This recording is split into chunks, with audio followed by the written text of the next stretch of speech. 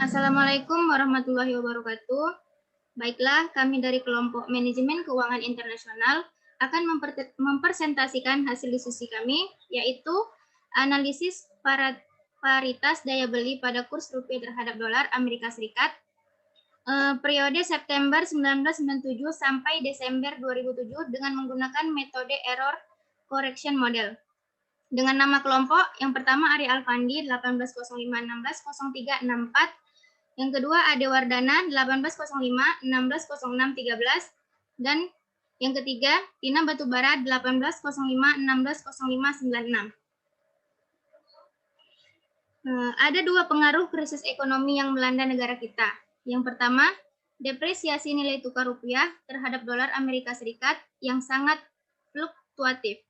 Yang kedua, laju inflasi yang semakin sulit untuk dikendalikan oleh otoritas moneter maupun pemerintah.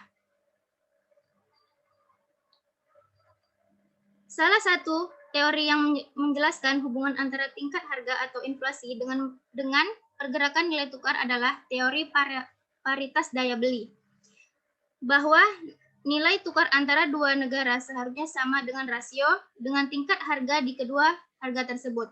Dalam versi relatifnya, teori PPP mengubah pernyataan tingkat harga dan tingkat kurs keseimbangan menjadi perubahan harga dan perubahan kurs keseimbangan. Dalam penelitian ini, penulis mencoba melihat hubungan antara tingkat harga dan tingkat nilai tukar yang didasarkan pada teori paritas daya beli kurs relatif yang akan digunakan dalam formulasi kebijakan ekonomi. Paper ini dilakukan dengan menggunakan metode error correction model atau ECM, di mana ECM ini mampu menyelaraskan hubungan jangka panjang dan jangka pendek. ECM ini dipilih mengingat konsep paritas daya beli. Daya beli ini akan dilihat lebih tepat di dalam konteks jangka panjang. Kemudian variabel-variabel yang mempengaruhi nilai tukar jangka pendek, yaitu variabel-variabel yang dipilih. Yang pertama, selisih tingkat bunga, jumlah uang beredar, cadangan devisa, dan total tingkat ekspor dan impor. Menurut Krugman 1999 banding 328, penerapan sistem nilai tukar mengembang bebas memiliki beberapa keunggulan, antara lain yang pertama otonomi kebijakan moneter, simetri, kemudian stabilisator otomatis. Teori penentuan nilai tukar, teori paritas daya beli atau purchasing power parity theory.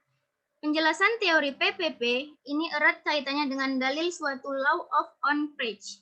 PI RP sama dengan buka kurung ERP garis miring dolar dikali buka kurung PI P dolar.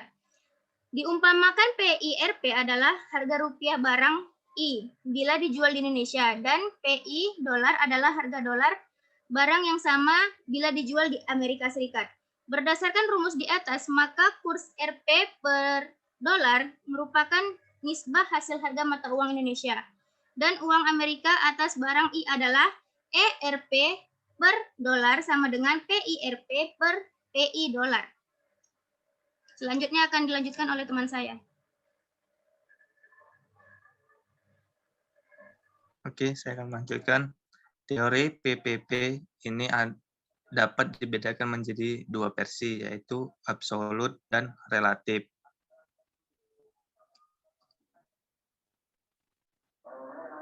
Versi absolut untuk menyatakan PPP absolut.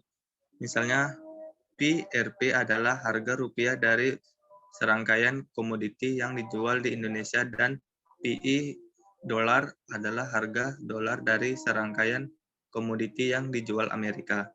Maka PPP memprediksi kurs Rp per dolar senilai ERP per dolar sama dengan VIRP sama dengan VIRP garis miring PI US dollar atau PIRP sama dengan ERP garis miring dolar kali PEP dolar. Sisi kiri persamaan itu melambangkan harga rupiah komoditi di Indonesia, sedangkan sisi kanan adalah harga dolar komoditi yang sama di Amerika. Dengan demikian, PPP absolut menyatakan bahwa pada kurs yang tengah berlaku daya beli domestik terhadap setiap mata uang selalu sama dengan daya beli mata uang negara lain. Versi relatif, harga-harga dan kurs mengalami perubahan sedemikian rupa sehingga daya beli domestik dan luar negeri dan setiap negara tetap bertahan. Rumusan PPP relatif antara Indonesia dan Amerika dapat dinyatakan sebagai berikut.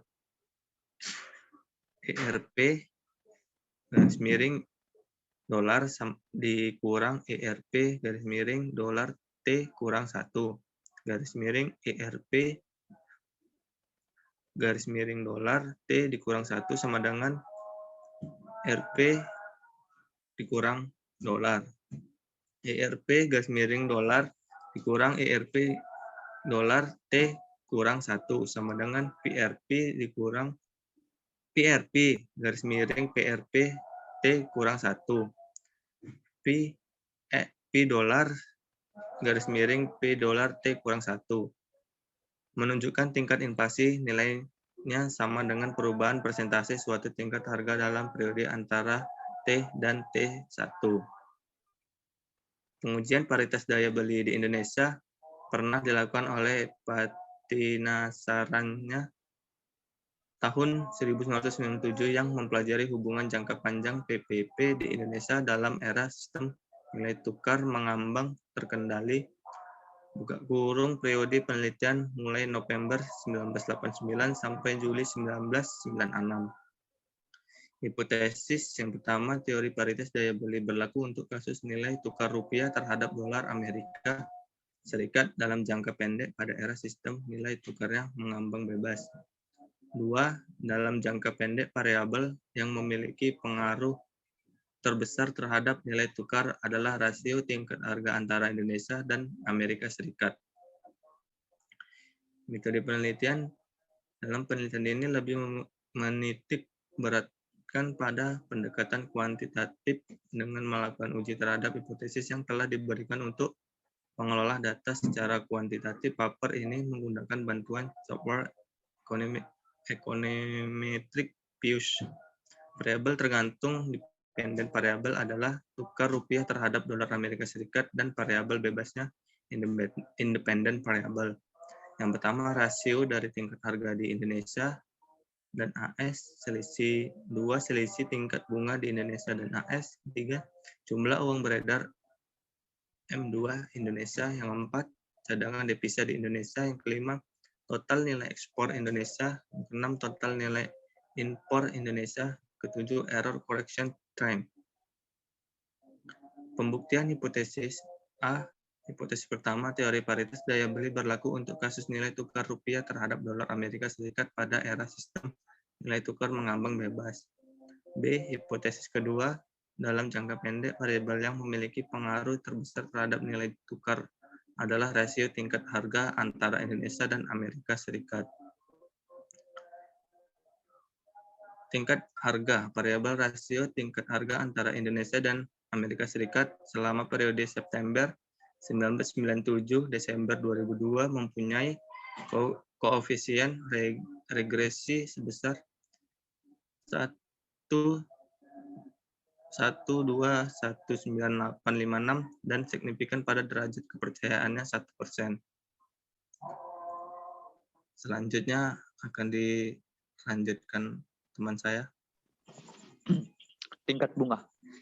Variabel selisih tingkat bunga memiliki koefisien sebesar 0,604544 minus. Hal ini berarti hubungan antara selisih tingkat suku bunga terhadap nilai tukar rupiah terhadap dolar adalah negatif atau berlawanan arah, yang artinya pertumbuhan variabel selisih tingkat suku bunga pada tahun 8 sebesar 1% mengakibatkan pertumbuhan sebesar 0,604544%. Pada nilai tukar periode T dengan arah yang berlawanan, nilai tukar terapresiasi dengan asumsi variabel lain tetap. Next. Jumlah uang beredar. Variabel jumlah uang beredar M2 mempunyai koefisien regresi sebesar 3,390075.000. Hal ini berarti bahwa hubungan antara jumlah uang beredar dan nilai tukar adalah searah. Yang artinya pertumbuhan pada variabel jumlah uang beredar pada periode T sebesar 1% akan menyebabkan pertumbuhan pada nilai tukar rupiah periode sebesar 3,390075%. Dengan arah yang sama, nilai tukar terdepresiasi dengan asumsi variabel lain konstan. Cadangan devisa. Variabel jumlah cadangan devisa memiliki koefisien regresi sebesar minus 40,713. Hal inilah berarti bahwa hubungan devisa dengan antara cadangan devisa dengan nilai tukar adalah negatif atau berlawanan arah. Total nilai impor. Nah, variabel total nilai impor ini memiliki koefisien regresi sebesar 0,155541. Hal inilah berarti bahwa hubungan antara variabel total nilai impor dan nilai tukar adalah searah, yang artinya positif. Total nilai ekspor. Variabel total nilai ekspor memiliki koefisien regresi sebesar 0,002184. Variabel total nilai ekspor ini memiliki signifikan, yang artinya tidak memiliki pengaruh yang berarti pada perubahan nilai tukar. Next.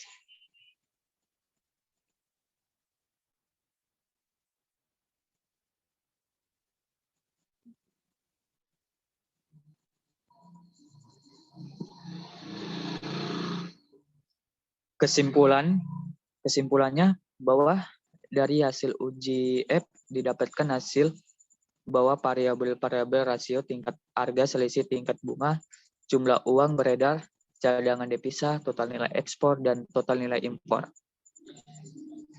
Sedangkan secara parsial uji T variabel total nilai ekspor tidak memiliki pengaruh yang signifikan terhadap nilai tukar. Nah, yang kedua ini hipotesis.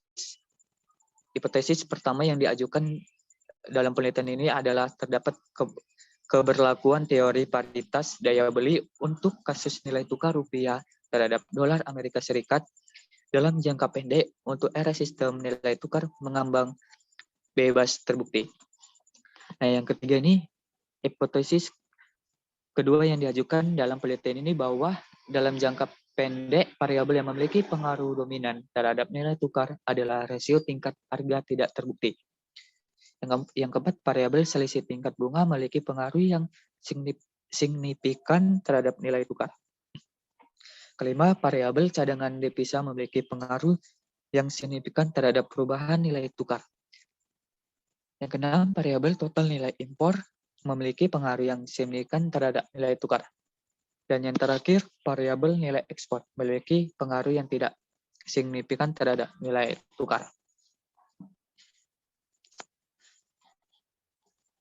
Manusia bisa terus berencana, tapi Tuhanlah yang berkehendak atas segalanya. Untuk itu, jangan lupa berdoa dan pastikan terus berusaha. Assalamualaikum warahmatullahi wabarakatuh. Waalaikumsalam.